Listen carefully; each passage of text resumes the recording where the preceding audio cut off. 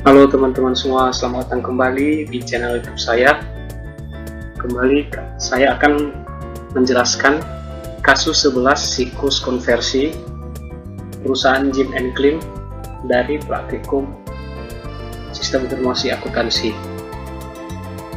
Sebelumnya saya memperkenalkan diri. Nama saya John Luther Hareva dengan nomor induk mahasiswa 1905081068, prodi akuntansi, jurusan akuntansi Politeknik Negeri Medan. Siklus konversi kali ini saya bagi menjadi 5, yaitu yang pertama diagram konteks, yang kedua data flow diagram, yang ketiga flowchart, yang keempat kelemahan pengendalian internal, dan yang kelima flowchart yang didesain baru.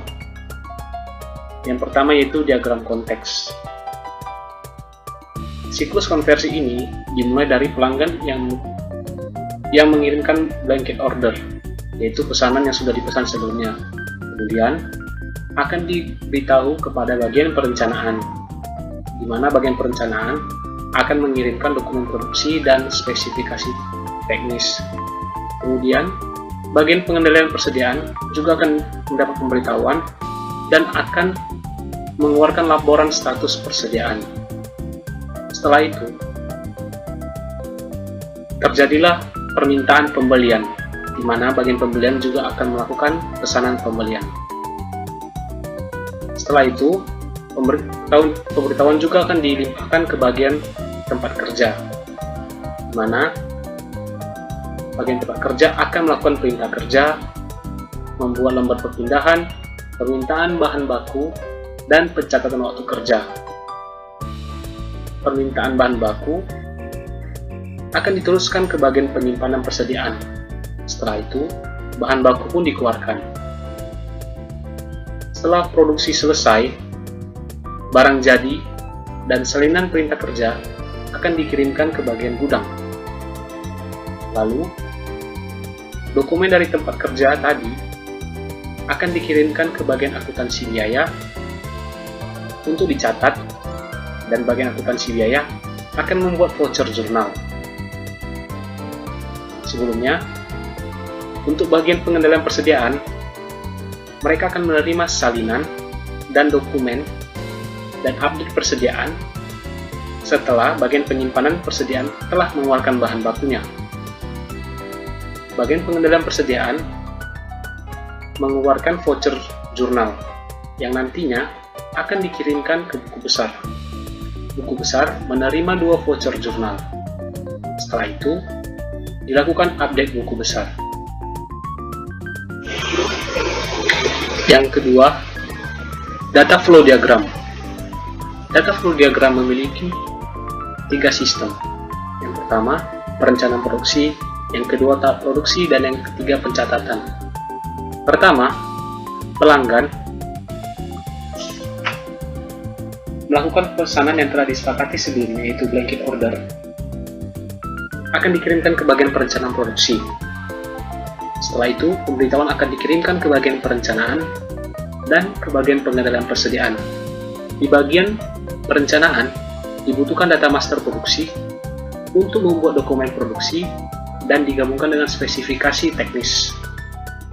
Kemudian, di bagian pengendalian persediaan, membutuhkan data master persediaan untuk membuat laporan status persediaan. Jika dokumen produksi, spesifikasi teknis, dan laporan status persediaan ada, maka dilanjutkan dengan permintaan pembelian ke bagian pembelian. Bagian pembelian membutuhkan data master pemasok. Setelah itu, dilakukanlah pesanan pembelian. Untuk tahap produksi, bagian tempat kerja akan menerima pemberitahuan bahwa adanya blanket order. Setelah itu, dilakukanlah pembuatan perintah kerja, lembar perpindahan, permintaan bahan baku, di mana dibutuhkan data master perintah kerja terbuka yang digunakan untuk memulai aktivitas produksi, dan juga dilakukan pencatatan waktu kerja. Setelah itu, permintaan bahan baku tadi akan disampaikan ke bagian penyimpanan persediaan. Lalu bagian penyimpanan persediaan akan mengeluarkan bahan baku. Dalam tahap produksi, sampai dengan selesainya, barang jadi yang sudah jadi, beserta salinan perintah kerja, akan dikirimkan ke gudang. Untuk bagian pengendalian persediaan, bagian tersebut menerima salinan perintah kerja dan mengupdate persediaan. Mengupdate persediaan karena bagian penyimpanan persediaan telah mengeluarkan bahan bakunya. Setelah itu, bagian pengendalian persediaan akan membuat voucher jurnal dan mengirimkannya ke buku besar. Untuk tahap pencatatan, pertama, bagian akuntansi menerima salinan dan dokumen semua informasi yang terjadi saat produksi.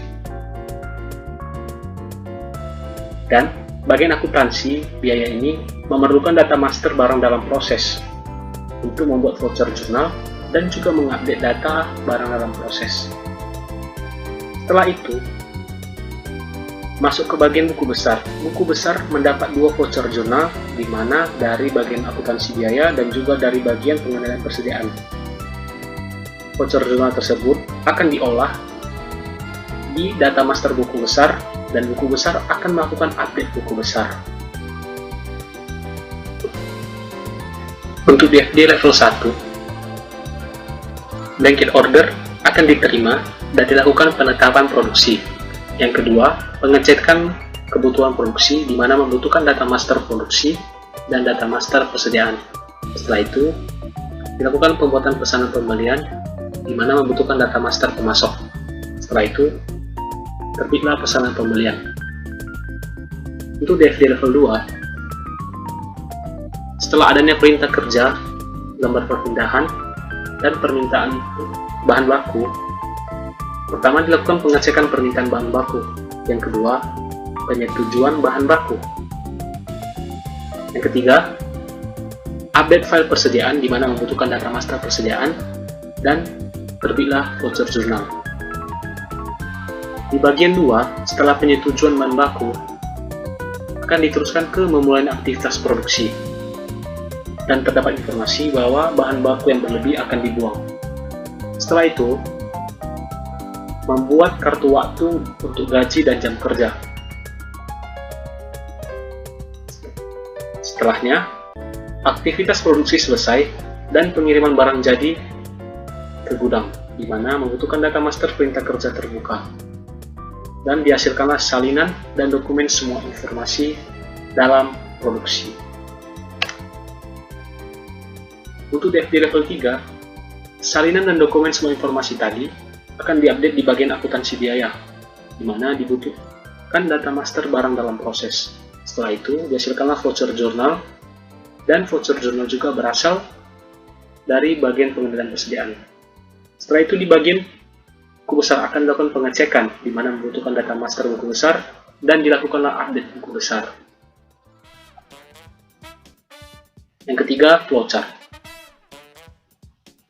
Untuk flowchart, di halaman pertama ini saya membuat ada pelanggan, bagian perencanaan, bagian pengendalian persediaan, dan bagian pembelian. Pertama, pelanggan akan membuat blanket order, yaitu pesanan yang telah disetujui atau telah disepakati, kemudian diteruskan ke bagian perencanaan, di mana akan menetapkan kebutuhan produksi. Setelah itu, dibuatlah daftar kebutuhan bahan baku, lembar urutan kerja, dan spesifikasi tekniknya. Kemudian, untuk membuat permintaan pembelian juga diperlukan laporan status persediaan dari bagian pengendalian persediaan. Lalu setelah itu, dibuatlah permintaan pembelian, dan dihasilkanlah dokumen permintaan pembelian. Dokumen permintaan pembelian tadi akan dikirimkan ke bagian pembelian. Bagian pembelian akan membuat pesan pembelian beserta salinannya. Pesanan pembelian akan dikirim ke pemasok, dan salinannya akan diteruskan ke bagian pengendalian persediaan untuk disimpan di dalam file bagian pengendalian persediaan. Selanjutnya, untuk bagian tempat kerja, Ada bagian penyimpanan persediaan, ada bagian gudang, bagian akuntansi biaya, dan buku besar. Pada bagian tempat kerja, dibuatlah perintah kerja, nomor perpindahan, dan permintaan buku besar, bahan baku. Dan dihasilkanlah dokumen perintah kerja, lembar perpindahan, dan permintaan bahan baku. Lalu, perintah kerja tadi setelah produksi selesai akan dikirim ke bagian gudang beserta barang jadi, dan salinannya kembali akan dikirimkan ke bagian pengendalian persediaan untuk disimpan di bagian pengendalian persediaan. Juga menutup file perintah kerja terbuka, serta semua dokumen informasi yang ada di bagian tempat kerja akan dikirimkan ke bagian akuntansi biaya. Sebelum itu, untuk bagian penyimpanan persediaan, akan dilakukan salinan permintaan bahan baku, pengecekan permintaan bahan baku, dan mengirimkan bahan baku ke bagian tempat kerja untuk memulai proses produksi. Dan salinannya akan disimpan di bagian penyimpanan persediaan. Lalu, di bagian akuntansi biaya, semua dokumen tadi akan disimpan dalam file bagian akuntansi biaya, dan juga mengupdate barang dalam proses. Setelah itu, membuat voucher jurnal dan voucher jurnal. Kembali lagi ke belakang, di bagian pengendalian persediaan, setelah laporan status persediaan tadi, di mana bagian penyimpanan persediaan telah mengeluarkan bahan bakunya untuk dikirimkan ke tempat kerja, bagian pengendalian persediaan akan mengupdate persediaan mereka dan membuat voucher jurnal. Setelah itu voucher jurnalnya akan dikirimkan ke bagian buku besar. Di bagian buku besar menerima dua voucher jurnal yang berasal dari bagian akuntansi biaya dan juga bagian pengendalian persediaan, di mana mereka akan melakukan update buku besar dan menyimpannya di dalam buku besar. Setelah itu, dua salinan voucher jurnal tadi akan disimpan di dalam file buku besar.